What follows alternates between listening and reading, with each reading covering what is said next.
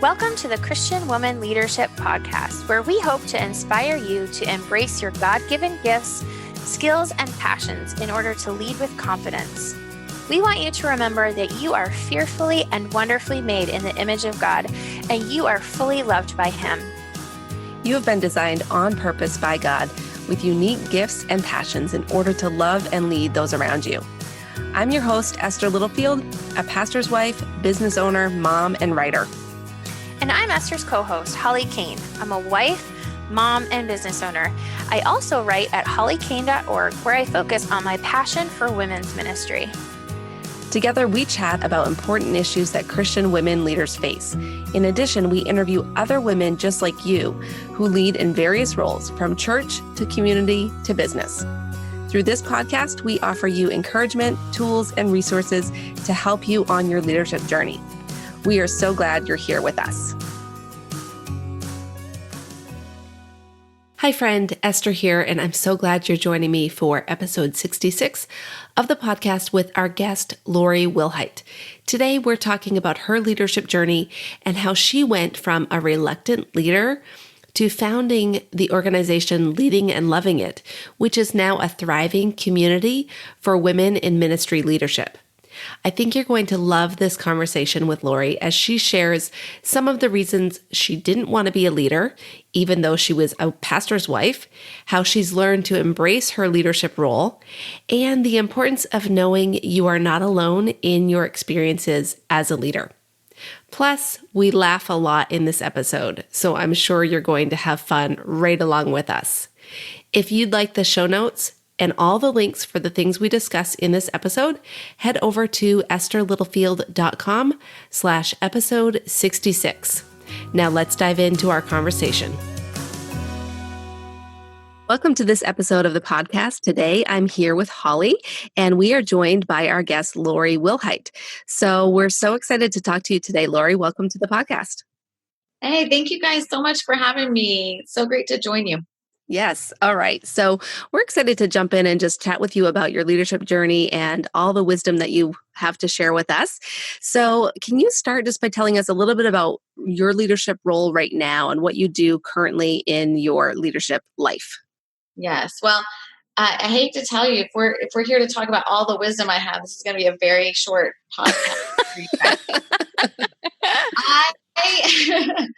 I am the senior pastor's wife at Central Church in Las Vegas and beyond. We have been here in Vegas for closing in now on 16 years. And who would have thunk, but Vegas is like the best place to live. We absolutely love it here. And I started a ministry called Leading and Loving It, which is for pastors' wives and women in leadership about 11 years ago. And so I have been doing that on the side. I always say, like, I'm the best unpaid employee ever of both organizations. I am the best free worker ever. So, but it's like an honor and a privilege to get to work with both of those. I absolutely love it. That's awesome. I love it. Yeah. So can you take us back in time and just kind of tell us like how you came into leadership, how you came into the roles that you're in now? Yeah, I actually met my husband when I was in college, and I did not come from a ministry family. My dad's an engineer. My mom was a dental assistant, and met my husband, and kind of, I think I was blissfully unaware of what ministry was going to be like, and kind of jumped in and pretty quickly kind of lost my footing a little bit. I had all of these really self-imposed expectations of what I needed to be as a pastor's wife. And I knew very clearly that I was not able to meet those expectations that I had for myself. I had these like visions, you know, that pastor's wife in Footloose with like her long floral skirts, no makeup, and her hair in a bun. And I was like, if that is what a pastor's wife is, then I am in major trouble. Like I'm in trouble. So I kind of floundered a little bit. And I just, one of the things that I just always carried with me is our senior pastor, Judd worked for, that I grew up with. He baptized me. When Judd was thinking about asking me to marry him, our pastor said, you know, Judd, your wife will make you or break you in ministry. And there is so much truth to that. But all I heard when he said that was, you could break your husband in ministry. Mm-hmm. And I felt such pressure because I knew Judd was so called to be a pastor. I knew he was gifted for it. I was so excited about what God had for him in his life. I just was not sure that God hadn't screwed up with me. And so I went on this journey of about 10 years, I'm ashamed to say, of really, really struggling. Sometimes it was a lot darker than others, but I would say in the probably 2 to 3 years before I started leading and loving it was kind of the darkest time for me. We had moved to a new church where we didn't know anyone. It was not the most healthy place. And I was really just trying to figure myself out. I was absolutely terrified that I was going to do something to mess Judd up, or I would say something or do something or whatever, that I would hurt the way people saw him, or I would compromise him, or when people sat in the seats and they heard his teaching, in the back of their head, they think, but that wife, she's not as good as she should be. She doesn't know enough. She's not enough of a pastor's wife. And so for years, I really, it was a pretty dark time trying to figure all that out. And God's just kind of slowly, through some friends and through circumstances, started to put me back on my feet again and get me comfortable with who I was. And strangely enough, helped me remember that there was a first half to what our pastor had said. It wasn't just that I could break Judd's ministry, it's that I could also make it. I could make him in ministry. I could make him better. I could make him more effective. I could make him more impactful. And so once I started to refocus my energy from so much fear to purpose, it really was a game changer for me in leadership.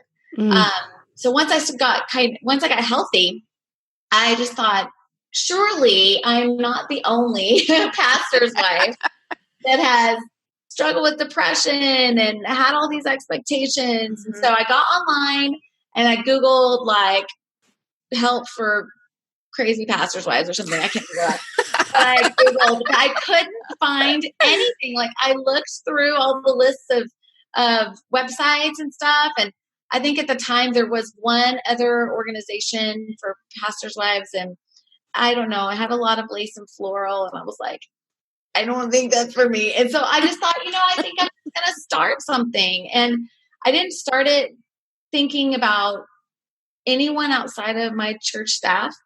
I just kind of thought, if I've had these struggles and thoughts, then probably some of the women at my church do. We just don't ever talk about it. So I'm going to start this blog, and then I'm going to hope they read it. So I started writing this horribly written blog back in the day that blogs were a thing. Yes. And when I hit like post on my first one, I don't know, all of a sudden I was like, ew, what if like no one on my staff reads this? So I'm going to email this to a few of the friends I've made over the years in ministry, and then maybe they'll read it because they'll feel obligated because I, told them to. And because of that, just that one, I emailed it to like 5 people. That burst leading and loving it into existence in very short order. People were like coming out of the woodwork. And I think it's because there was a vacuum there to help people who were struggling in ministry. And, I'm so fortunate to get to do ministry in Vegas, which does not have any sort of Christian expectation. I don't know. Because so many of our people are not churched at all. They don't come from any church background at all. They don't have the same kind of expectations that we had faced when we lived, especially like in Texas or even in California. And so it gives Judd and I the freedom to be very, very, very honest about our struggles. And so I felt like, well, I have a unique opportunity as a leader that my people don't care if I struggle. Like it doesn't bug them. That's not going to like blow up their like worldview or anything. And so I just was super honest, and people just started kind of finding us. And so from that like really sad blog of 11 years ago, and the 5 people I, tried to force to read it.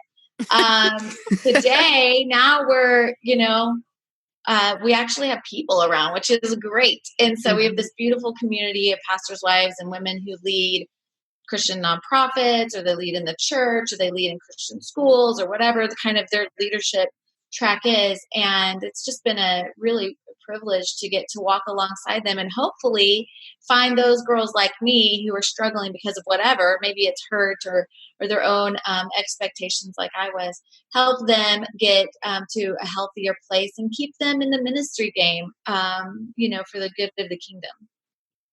Thank you so much for being willing to share so openly about that, because I know that there are so many women who are going to benefit from what you just said, because the expectations that we put on ourselves are crazy sometimes and can do such horrible things to our mindset. So thank you so much. I'm curious, so did you identify as a leader before you became a pastor's wife in any way? No, I don't know. I don't think. I mean, I was still in college, so I had my eyes on becoming a teacher. That was what I was going to do. I was going to teach like preschool or kindergarten was my track, and I did do that for a couple of horrible years. I was not a good teacher. Really good. I had a really cute room though. My room was adorable, but I was not a good teacher. And so I don't know that I really embraced that for quite a while. I felt like I was taking part in ministry because my husband was called to ministry and because I wanted to be with him. Like he was going to be up at the church on a Tuesday night. I'll go up to the church on a Tuesday night, not because I'm called to it, but because I loved that guy. So I wanted to be with him and help him and all of that.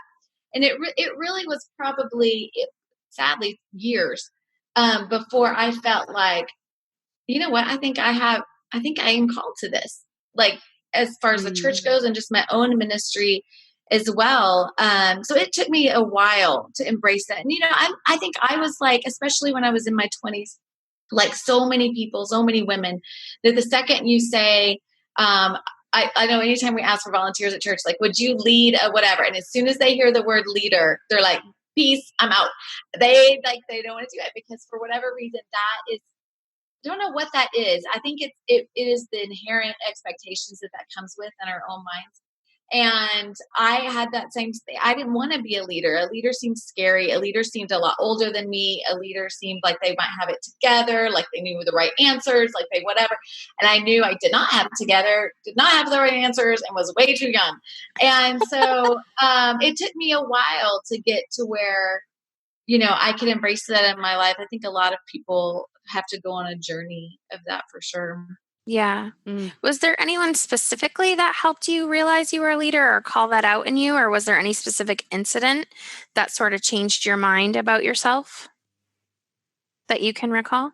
One of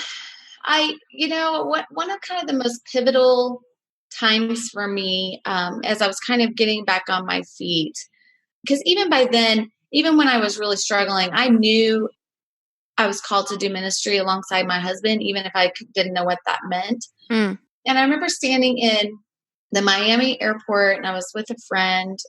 We were in the, eternal line to get through security. And I was kind of having this like, woe is me moment of like, my husband's amazing. He's super gifted. He's called to ministry. I believe in him. But I don't know if this is for me. I think God might have screwed up. I was having that moment out loud with her. And I remember she like legitimately dropped her bags that she was carrying and she turned around and put her hands on my shoulders and just said, Lori, I just got to ask you a question. Do you believe God's sovereign? And I was like, duh, church answer. Of course he is. Yes. And she said that I got to ask you, do you not think that God knew who Judd would need as his wife? Do you not think God knew what he was doing when he picked you to be the senior pastor's wife at Central? Do you not think God knows the parent, the mom that your kids need? Don't you think he's sovereign? And that was not an easy church answer for me. And I took a deep breath, and in the Miami airport, in the security line, I decided, yes, I do. Yes, I do think God's sovereign. So if I believe that, then how does that impact how I feel about myself? How does that impact how I feel about my role? And it was a really good catalytic moment for me of just trusting the Lord. And if he did in fact choose me for all of these roles of wife and mom and pastor's wife and ministry leader, then do I not think that he already knew all of my weaknesses? He already knew the ways I was going to screw up. He already knows the holes in, my giftings, but he chose me anyway. And so now it's my job to have the confidence to stand in that calling. And so that was a really key moment for me.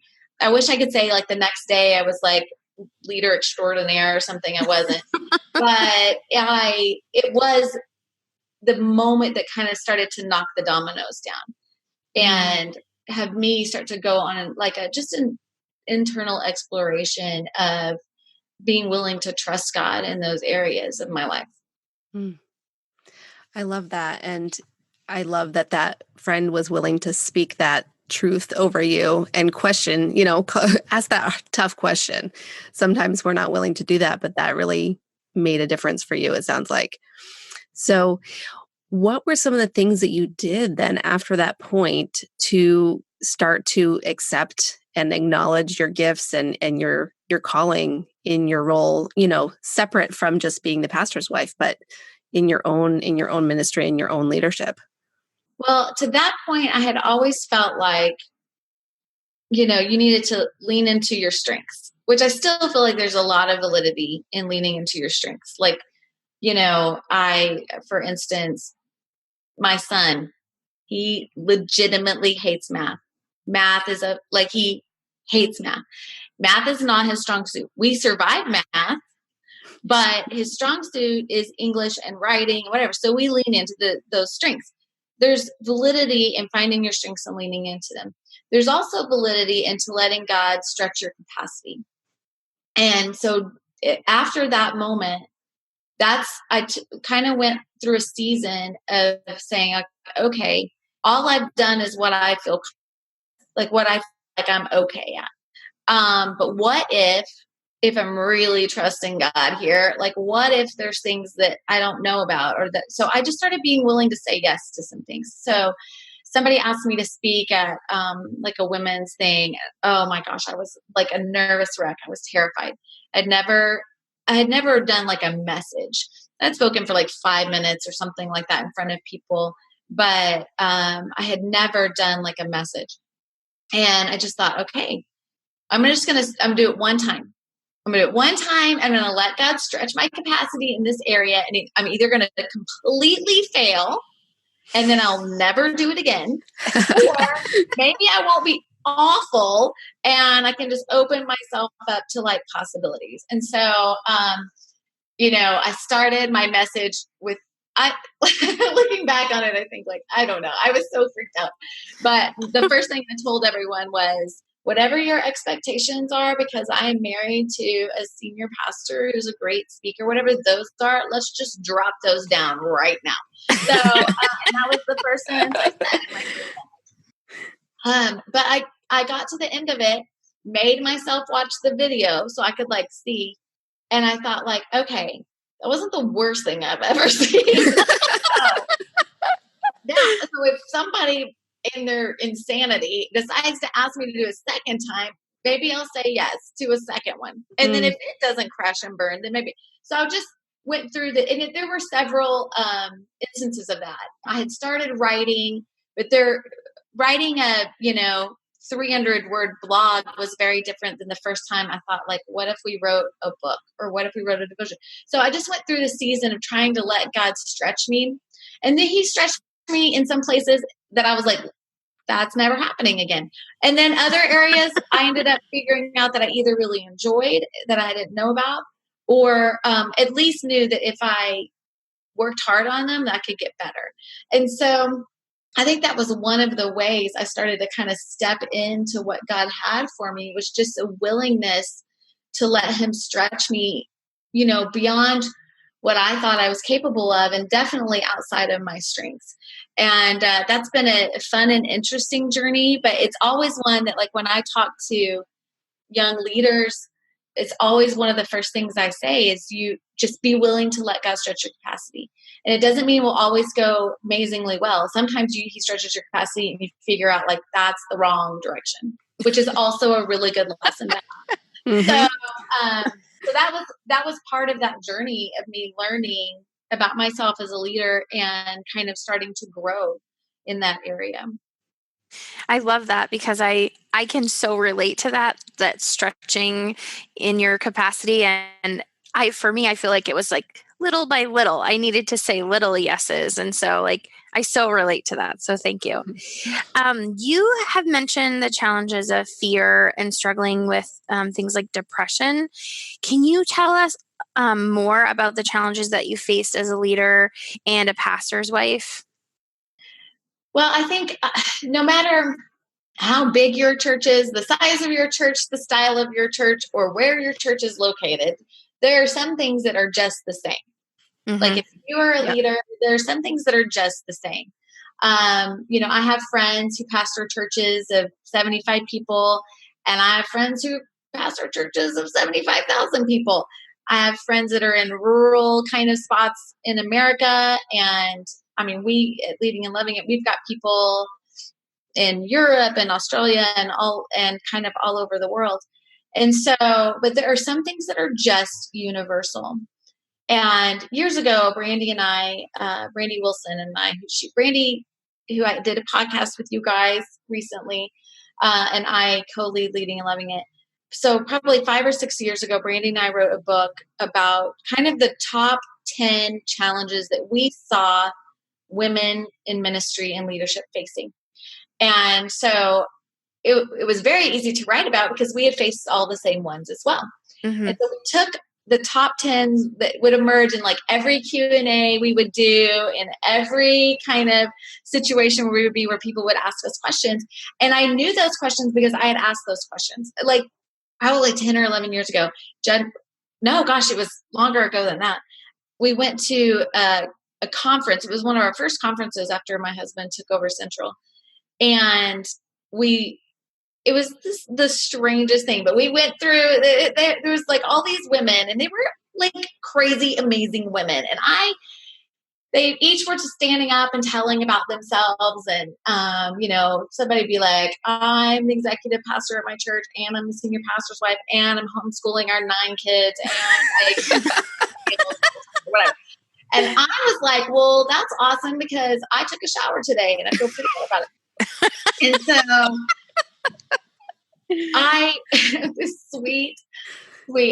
Judy Russell, I don't know if you guys know the Russells. They were the former senior pastors of where Dan Stone is now. And Judy was like, I, on Saturday mornings, cook breakfast for my staff wives and teach their Bible study. And I was like, I quit. I'm out. I can't even with that. But at that same conference, I had a list of questions that I literally asked everybody that I had 2 seconds with. And it was stuff like, how do you handle criticism? Who do you talk to? Because this is so lonely. Like, what do you do when people hurt you? And how do you find your calling? And I probably had 5 or 6 questions. And I asked them, and I asked them, and I asked them, and people were giving me actual answers, good answers. And I would write down all their answers. And then the next person I saw, I'd ask them the same questions. On day 2 of me, like, literally Barbara Waltersing everybody at this conference, I was like, well, why am I still asking these questions? Like, why? Because I'm getting answers. And it occurred to me that what I needed more than answers was to know that I was not alone. And so whether that was somebody saying, yes, it's very lonely to be in leadership, and here's what I do. Or, yes, I got criticized last week. That's what I needed more than the answer to my question. Mm. And so when we started tackling some of these big areas, like, how do you raise kids in ministry who love Jesus and love the church? How do you protect your marriage and ministry? My goal is always, like, I can give people some answers that are like halfway decent at this point in our ministry journey. But what I can give people that's so much better than answers is I can give them the gift of feeling like they're not alone in those struggles. And so, because we've all been through them, I've wondered if Judd was going to come home with a job from a board meeting. And we've had people, staff members, leave our church and plant a church down the street. It's painful. It's very, very painful. We've had people write terrible things about us and say terrible things about us. And I've had moments where I felt like I legitimately don't have anyone to talk to. And so I think that's really the thrust of what we do at Leading and Loving It. I do want to equip people with answers to help their ministry journey or their leadership journey. But I think the best thing we can do for each other is just to let each other know that you're just not alone in your struggle. You're not alone in your struggle. And there's so much hope in that. And there's a perseverance that when you can see it in other people who've stayed in it anyway, gives you the courage to stay in it anyway. And so, Holly, I can't remember the original question you asked me, so I don't even know if I'm still on topic. You are. No, that was perfect. But, at the end of the day, I think so much of the struggles that we have in leadership and ministry, they're all shared. They're just rarely talked about.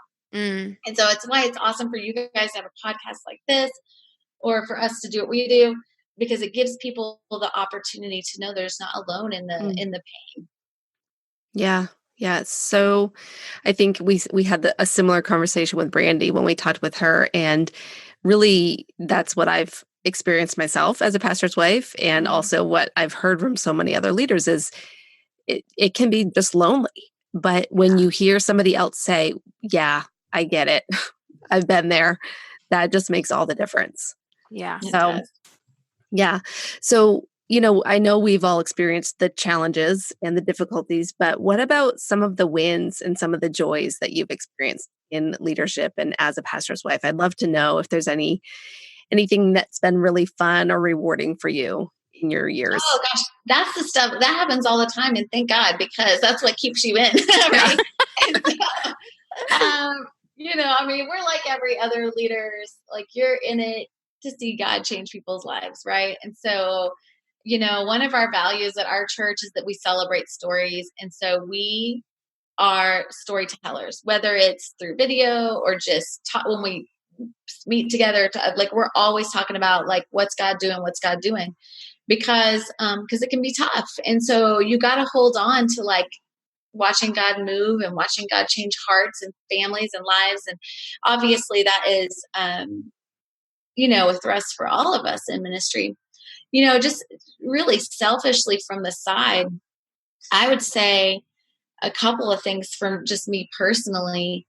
One, my husband and I actually just did a life plan. I don't know if you guys are familiar with the whole life plan strat-op thing. Judd and I just did a life plan together. 3 days of digging into all things Judd and Lori. It was a lot. But one of the things that kind of emerged was, as we kind of looked over the last 22 years that we've been in ministry together, was that when we have the healthiest family and marriage, it is when we are best partnered together in ministry. So if one of us, like in that season when I was really struggling with depression, our marriage was hurt by that, our family was hurt by that, our ministry was hurt by that. Judd went through a period of some burnout, especially around just like the financial crisis that happened years ago, because Vegas was like a nuke went off in Vegas. And he really struggled during that time. In that time, our marriage was hurting. Our ministry was hurting. Our family was hurting. When we are both functioning at our best in ministry and when we have our arms linked together as leaders, then our marriage is at its best, our family's at its best, and our ministry is at its best. And so it was this really good just reminder that when we're both doing what God's called us to do and supporting each other in that, then it bleeds out into every area of our life. That was a really great revelation that we just probably should have intuitively known, but we did not.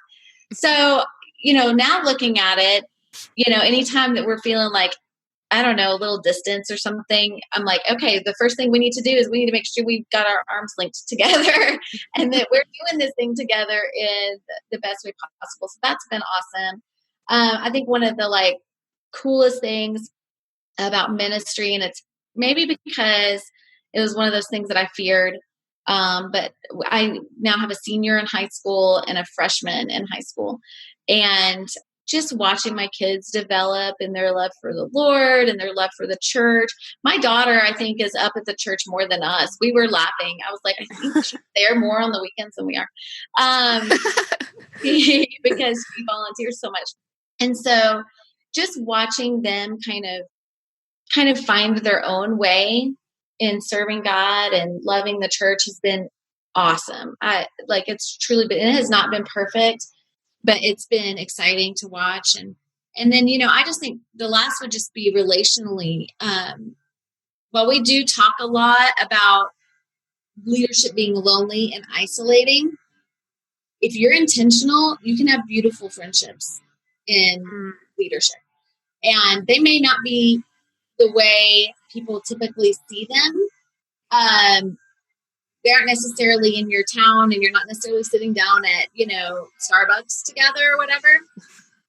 But my friends are all around the country. And what binds us together is the calling that God has on our lives. And there is something about a kind of relationship with someone where they understand you before you even say anything. Like it's been one of those weeks and you don't even have to say anything because they had one of those weeks the week before. And it doesn't even have to be exactly the same thing, but because we walk similar roads and similar shoes, there's a binding of our heart happens in relationships like that. So I've worked really hard to have friendships in ministry, but it has been like truly like one of the most rewarding things to have. And my friends are spread out from Miami to San Diego, like literally across the country. But that has been a huge blessing when it comes to leadership. Yeah. So how have you developed those friendships? Because that is definitely something that a lot of the women that I talk to and in our Facebook group and I know listeners of the podcast really struggle with figuring out how to have friendships, especially if you are leading a group of women. Can you be friends with them? Can you have, you know what I mean? So Yeah. how have you managed that and how have you developed these deep friendships? Well, I do have two kinds of friends. I have my long distance friends who actually have been in the same like senior pastor kind of role as me. And they're not here. And frankly, there's a safety in that is kind of awesome. And, there's also gives them like an objective kind of place to be able to come and help and advise me and pray for me and say, hey, I don't think you've got this right kind of thing, because they don't know people and circumstances and whatever. That's been a really awesome kind of friendship. Those are the people who give me the best advice and walk with me on the difficult things in leadership. And that, again, has come with a lot of intentionality. And I mean a lot of phone time, a lot of meetings. It means that a couple of times a year I'm on a plane to go visit people. They're coming here or whatever. But we have found that to be invaluable. But I do have local friends, and I have not always had that. I actually thought for probably the first 15 years of our ministry that you could not have that. I had so many older, wiser women in ministry to tell me that you cannot have friends at your church. And I understood their reasoning, that a lot of it was, you're going to hurt people's feelings. They're going to feel left out. They're, whatever. And all of that is true. And just so you know, even with the friends I've developed, I've done all of that. I've hurt people's feelings. I've left people out, not because I was trying to be a jerk, but it does kind of come with it. I think what I figured out a few years ago was, as much as I adore my friends that live out of town, sometimes it is really nice to just sit with somebody. It really is. Mm-hmm. And so I decided that while there is a risk in having local friends, there is a risk You're going to hurt people. They're going to be upset, whatever. They might leave the church, whatever.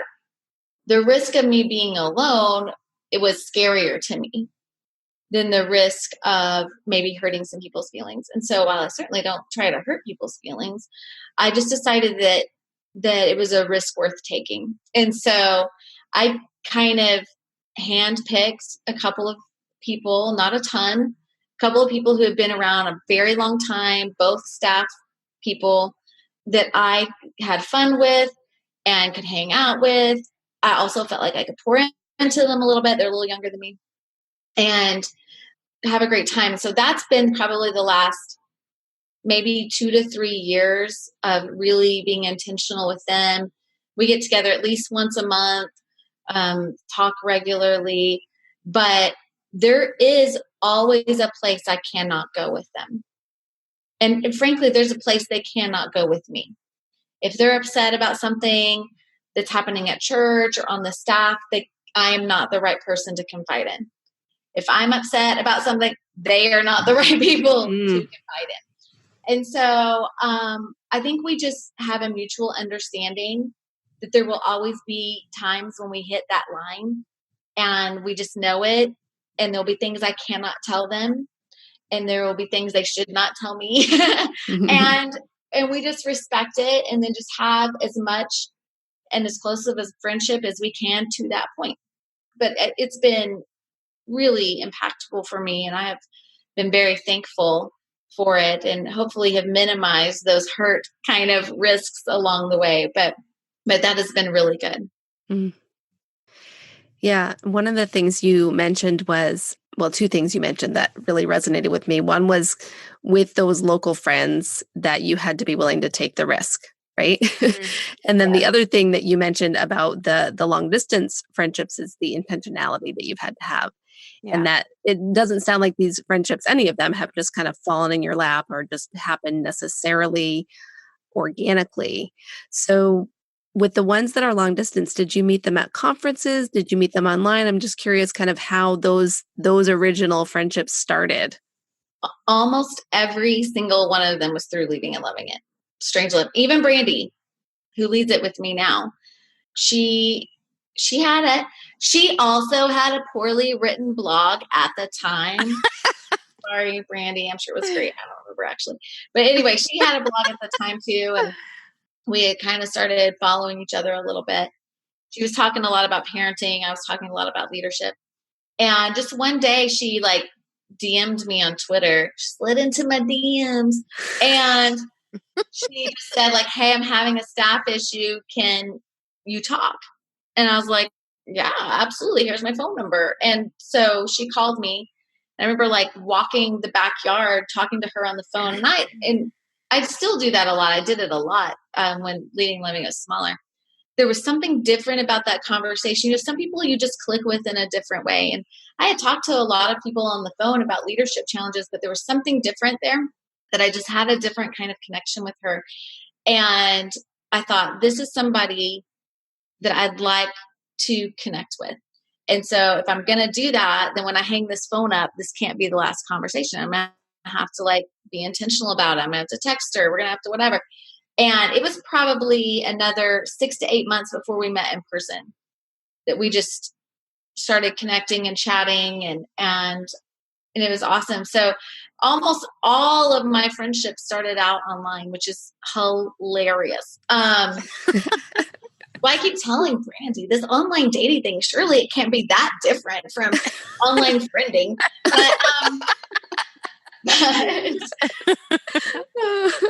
So anyway, that's where most of mine have come from especially that are in kind of senior leadership. I have met through Leading and Loving It. And what's been really awesome is that my husband has become friends with their husband.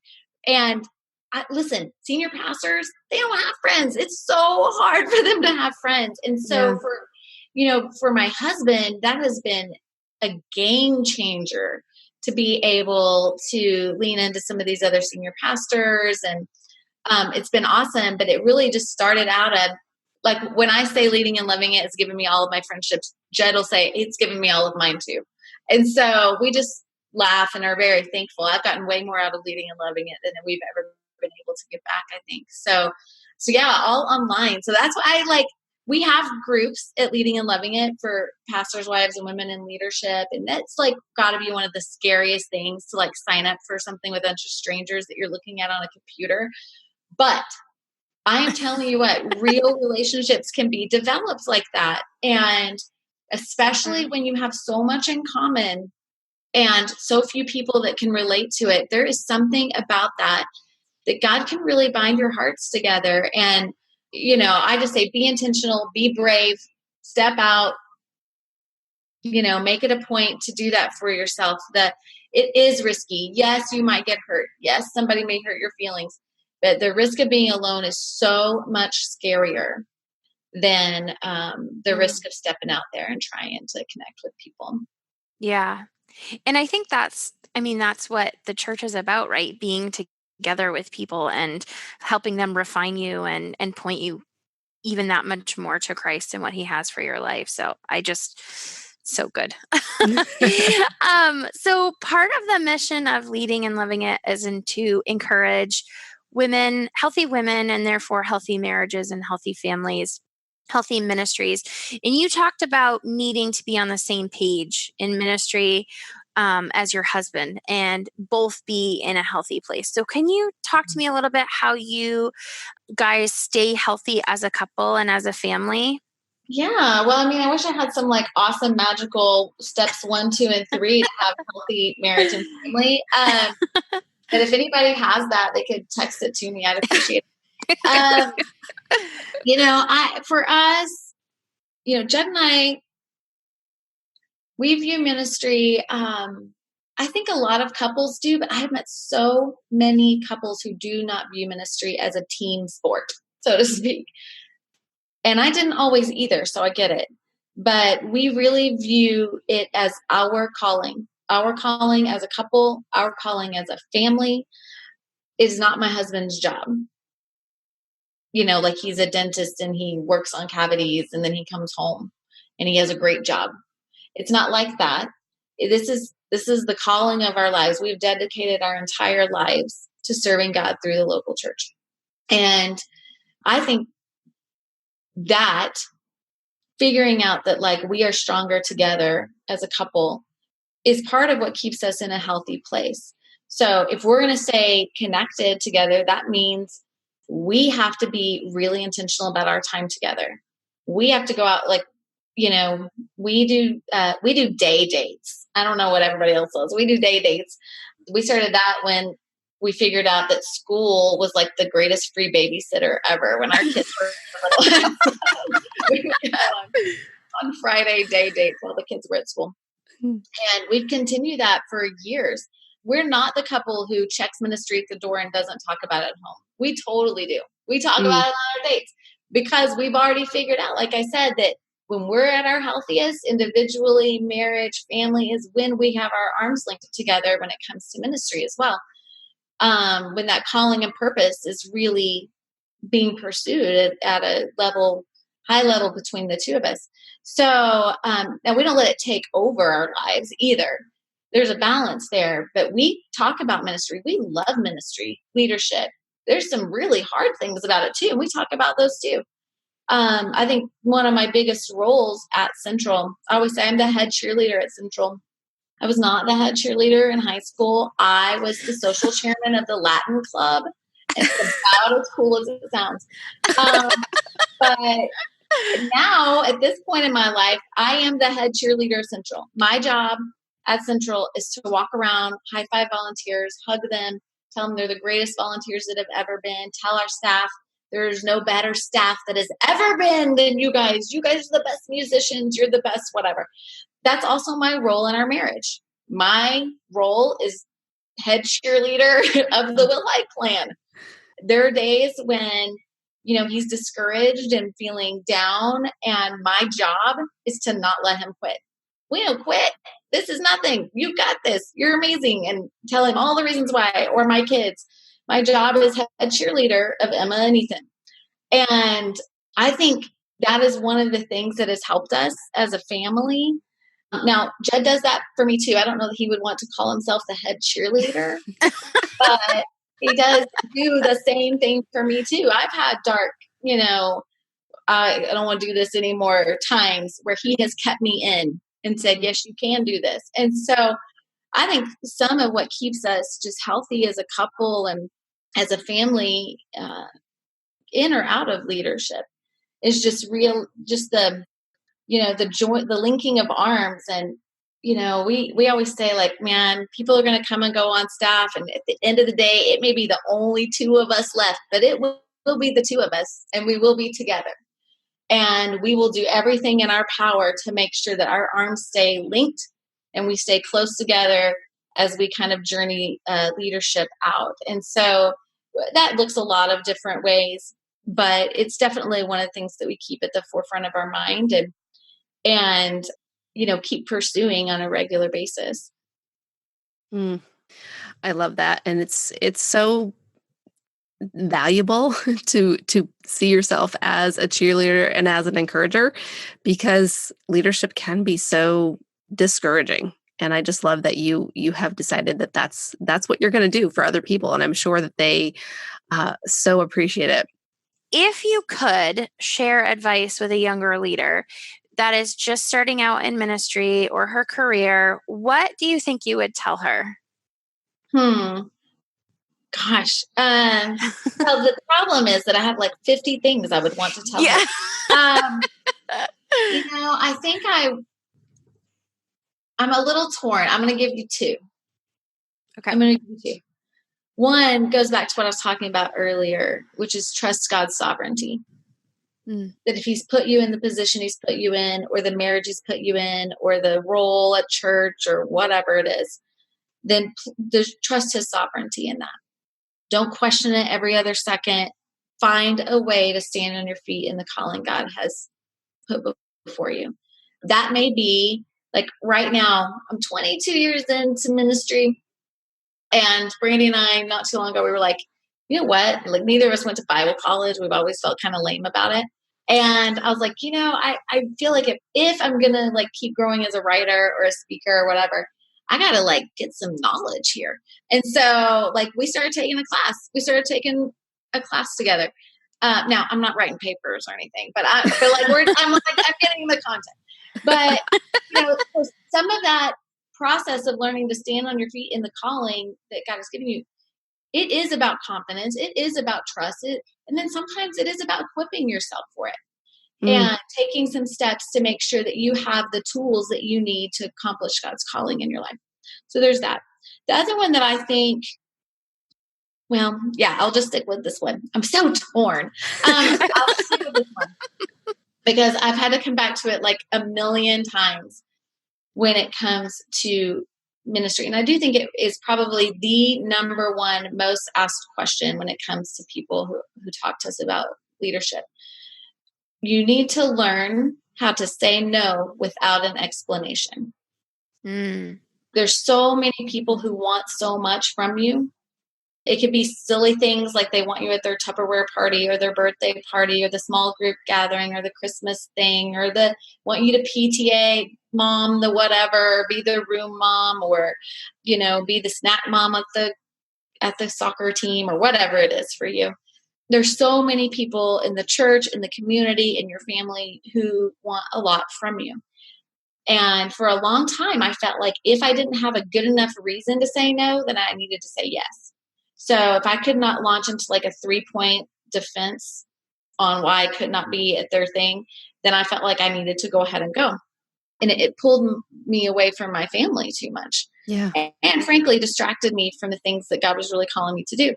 And so what I found is Kay Warren is the one that told me that years ago.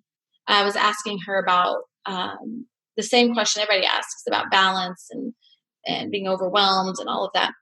And she said, you've just got to learn to say no without an explanation. And the truth is, the first time, somebody says, hey, would you come to my wedding shower? And you say no because, and now I give you my answer. Now they have automatically compared themselves to whatever you just said, and they feel less than that. So it's probably not appropriate for me to say no, because I'm going to sit and watch the Avengers movie on the couch with my kids, because they're going to feel less valuable than that. And let me just tell you right now, they are. So like that time snuggling on the couch with my kids is the most important thing I can do a lot of the time. And so I had to learn how to just say, I am so sorry that I'm not going to be able to do that. Because then they don't feel devalued. Sometimes I'll say, I am so sorry that my day is already booked that day, or something like that. But I don't give reasons. I don't try to defend myself. I just say, I'm so sorry that I'm not going to do that. And I just leave it there.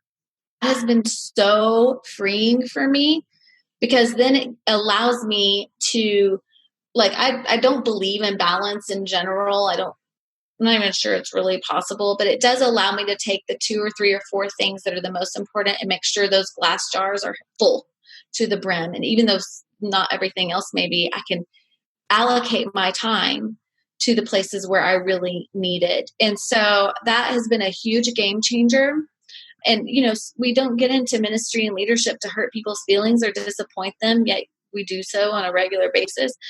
But being able to just say no in a really kind, non-explanatory, that was a word, I don't know, anyway, kind of way, has really freed me up to be able to take control of the scheduling of my life. So it's been awesome. I highly suggest figuring that out early. So good, Lori. I just have loved everything you've shared, and maybe we'll have to have you on another time so you can share the other 48 things that you want to share with a woman in leadership or starting out.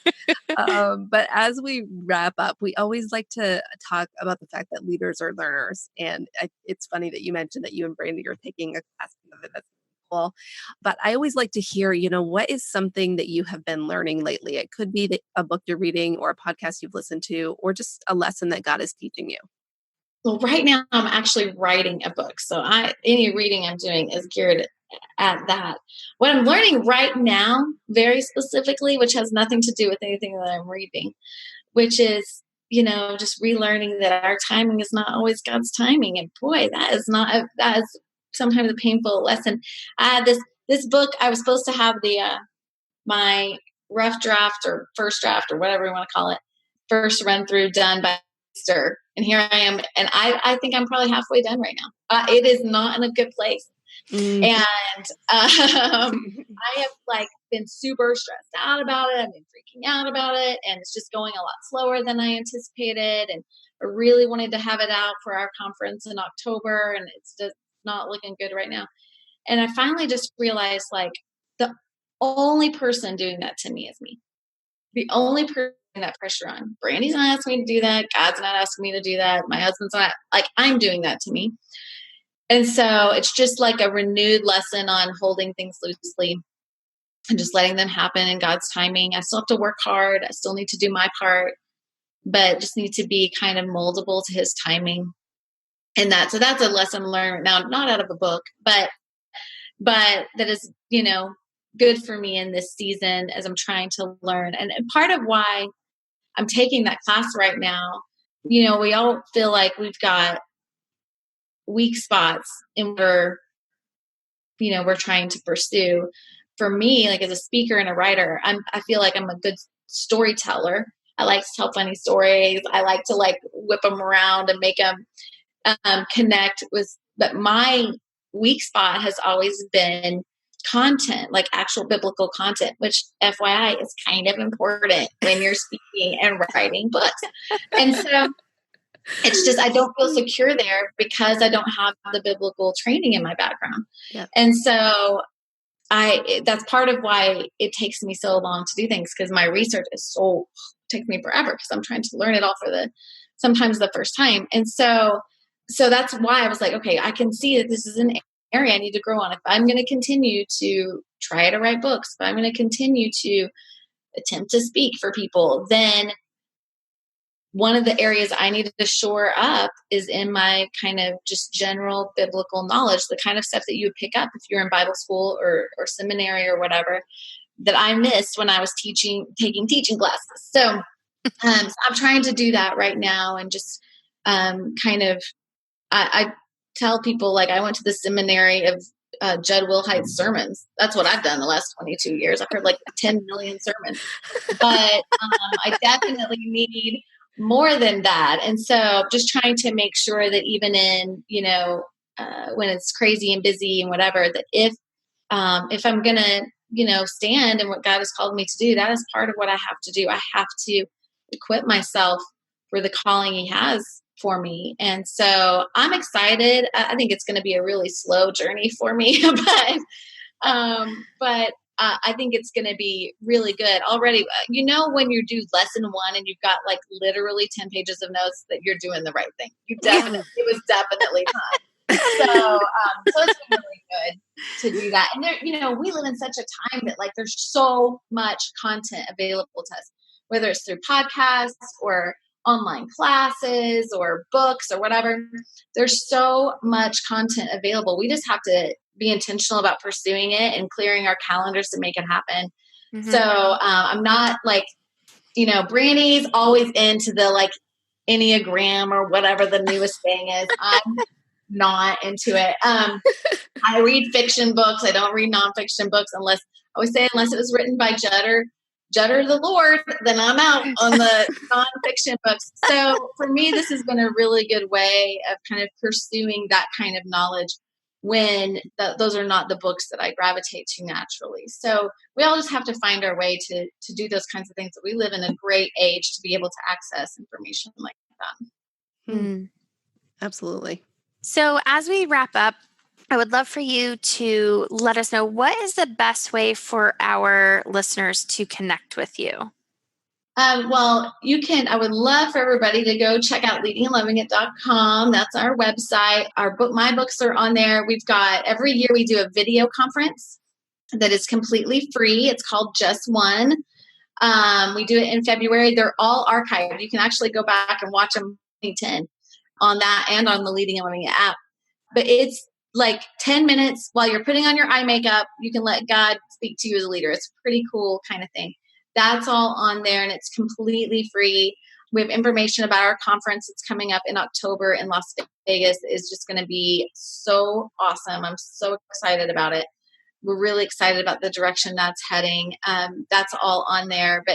But one of the main things for leaders is those groups. We have Connect groups. Some of them are local around the United States, Canada, but some of them are, most of them are on the computer. Mm-hmm. So, and we've got a summer Bible study that's going to be coming up that we're going to be doing my book, My Name is Victorious, on that, and that's totally free. And so there's just a lot of opportunities to be able to encourage yourself and equip yourself, get connected, so that we can go out and make a bigger impact. Because again, it's all about, if we want to have healthy ministries, we got to start with being healthy women. So we have a ton of resources on there for you to check out and hopefully become even better equipped as a leader.